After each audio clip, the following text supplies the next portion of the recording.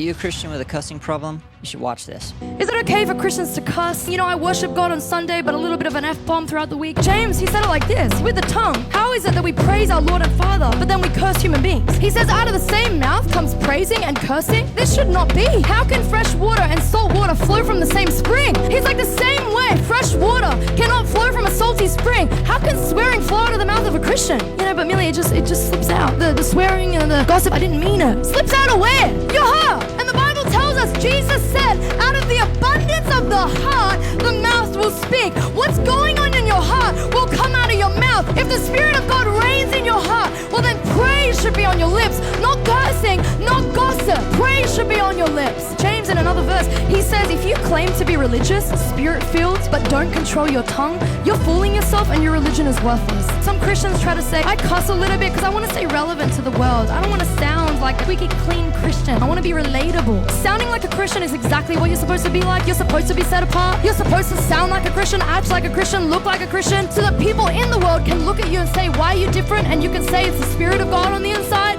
So you're not supposed to be relevant to the world to the point of sin.